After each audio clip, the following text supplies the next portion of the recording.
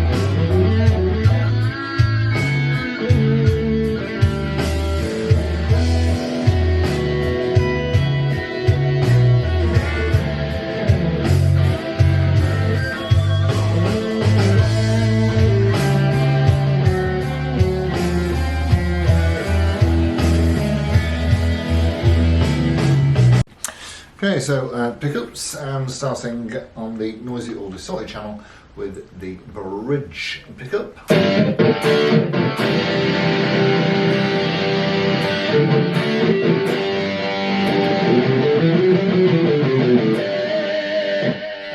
Into the centre.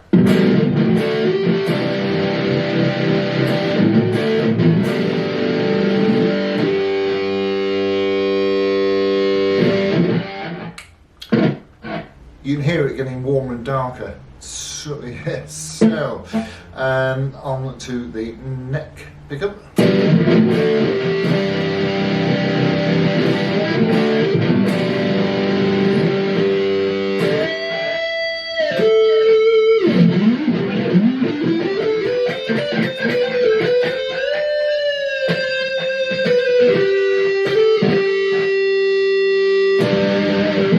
Lovely. Okay, let's see how it cleans up. And starting again with the neck pickup.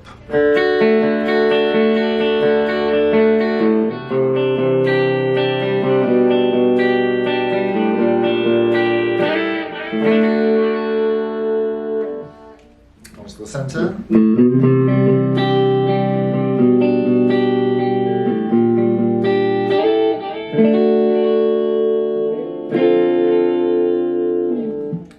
Onto the neck.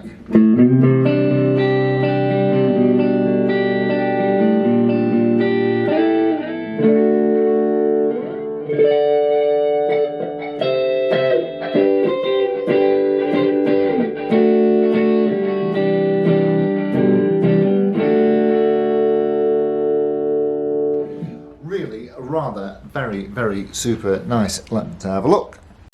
So the Gibson Les Paul Tribute, and this is a 2022 model, and you can buy them in 4 flavours, and still can for that matter, which is tea, tobacco, cherry or honey.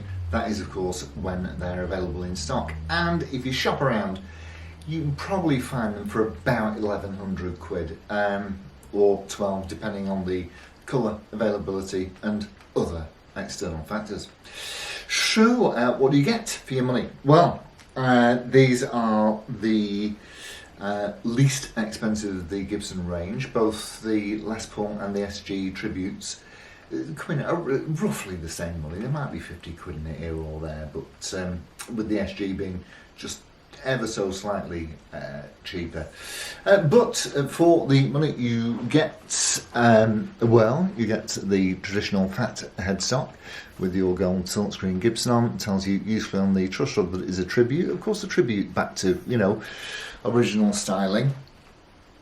I don't know.